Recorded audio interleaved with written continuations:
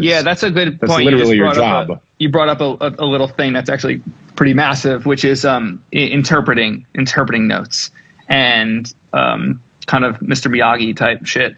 I kind of use this always because it's the most common note, which is like turn the vocal up. If the vocal needs to be up, something's in the way of the vocal. Yes.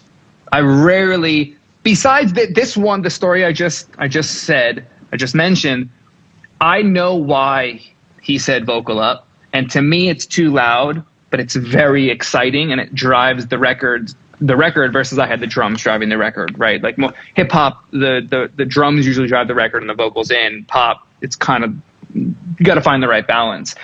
But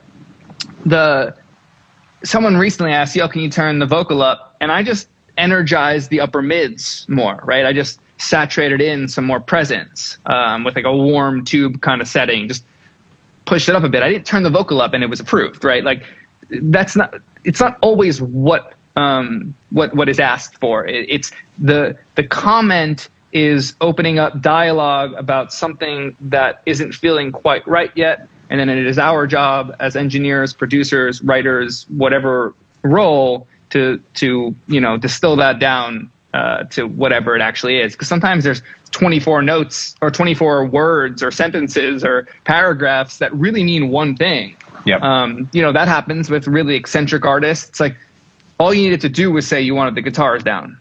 But yeah. I love the picture. I love that too. I love it all. So but I know people that don't and vent to me about all these long emails that mean that, there's different types of personalities want super direct feedback or more visual type feedback and storytelling. I prefer the latter. I want you to open up the space for me. I don't want you to tell me to turn something up 0.5 dB. Whenever someone says this is accurate. When someone says turn something up 0.5, I normally turn it up a dB.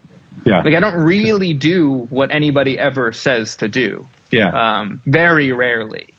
I love the notes of, hey, can you put this ad lib in a different space than the lead? Like, can you do this? Can you reference this for this kind of sound? Like those kind of notes are more interesting to me. And a vocal up means something's in the way of the vocal, unless maybe you're drinking a bottle of whiskey while you're mixing and you just like the vocal's way too loud. Maybe vocal down could have happened. Like there's always an exception to the rule. As producers and mixers and engineers, our job is technical and it is sort of interpreting a creative psychological situation where you're constantly, even when somebody says turn up the vocal a half dB, you still have to go, how am I going to help them achieve their creative vision? It sounds sort of lofty to say it that way, but that's really what it is. If somebody says, I want the chorus to hit harder, can you turn up the vocal? What you should do is go, okay, that's one way to make the chorus sound more exciting, but what are some other ways? Because that's what I'm being hired for, because I have the skill set to go, maybe it's a saturation in the vocal. Maybe I need to duck some EQ in the guitars. Maybe I actually need to turn up the snare drum and the vocal. Maybe the kick drum on the downbeat with the vocal isn't hitting hard enough. It could be any number of those things. So being able to translate a note that doesn't make sense or might be a bad note or might be a great note, but you might find a better version of it. That's what you're being hired to do. And that's really your job as a creative person. I mean, man, that makes me think of a specific example. I started doing it around Khalid album. I don't know how it came to my mind to try this, but I do it pretty regularly now where I even automate on different syllables instead of writing the fader. I'm not really a fader writer. I'll draw in automation, obviously, but I have faders, and I was actually asked yesterday why they haven't been on in a year. I just don't really use the thing.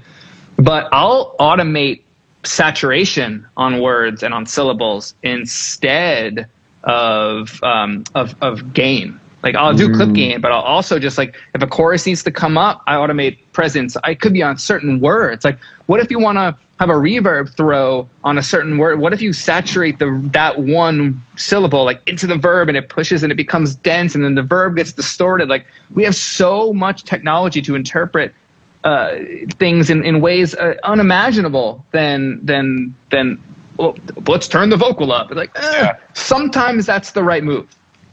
Sometimes it's the right thing to compress. Like that is sometimes. Again, it's a challenge to just think laterally, like just think something way different, another way. And I find that to inspire me as I'm working and coming up with new ideas. A lot of vocal up notes that I've gotten as I do this more. I almost never just turn up the vocal. I can't remember the last time I did that. It's automation or EQ is the closest I get to actually, like, can you just turn up the vocal?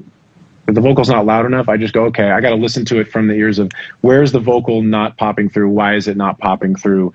What are the guitar voicings? What are the chord voicings? Are they too upper mid-rangey in the sound, or is it like voice too high? So like the fifth is competing with the melody of the vocal, and like you got to lower the, there's musical ways, there's sonic ways to get out of the way. And, obviously when you're in the production end, that's where I'd wish we could think about that more regularly, which is what you're doing. Like what's getting in the way musically. At my point, it's a little harder, but I have just like pitched synths down an octave with Little Altar Boy or just in the box or gone to Ableton and take the stem and pitch it down. And like, I think this is cooler, and then sent it back. It's rare, but I've done it before. I think just thinking of other ways to interpret. One, it's our job. Two, it's more fun than like doing the what's asked all the time